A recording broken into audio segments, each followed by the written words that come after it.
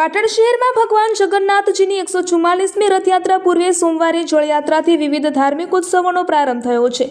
શહેરના આનંદ સરોવર નજીક આવેલા ગણેશ આશ્રમ ખાતેથી ભક્તિમય માહોલમાં ભવ્ય જળયાત્રા નીકળી હતી। આ યાત્રા વિવિધ માર્ગો પર ફરીને જગદીશ મંદિર પહોંચી હતી।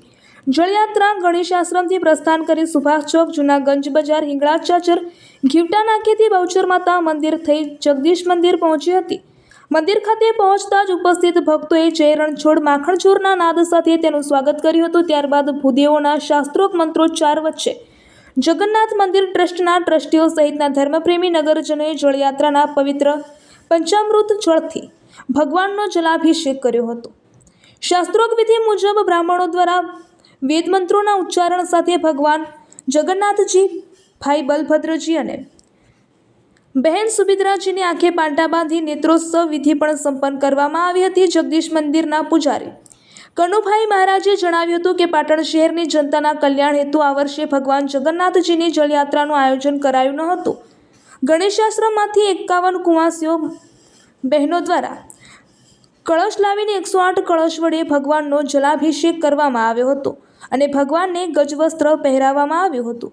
પૂજારી મહારાજે વધુમાં જણાવ્યું હતું કે ભગવાન હવેથી 15 દિવસ માટે આરામમાં જશે અને આ સમયગાળા દરમિયાન મંદિરમાં ભક્તો માટે દર્શન બંધ રહેશે।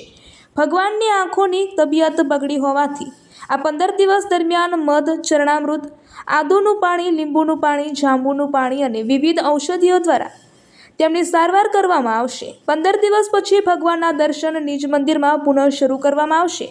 પાટણ અને મહેસાણાના ભૂદેવો દ્વારા વૈદિક મંત્રોચ્ચાર વચ્ચે જુદી જુદી ઔષધિઓ, વનસ્પતિઓ, ગુલાબજળ, અત્તર, કેસરવાળું પાણી, જાંબુવાળું પાણી, ગંગાજળ અને ગૌમૂત્ર સહિતના પવિત્ર જળના 108 કળશો દ્વારા ભગવાનનો જલાભિષેક સંપન્ન કરાયો હતો।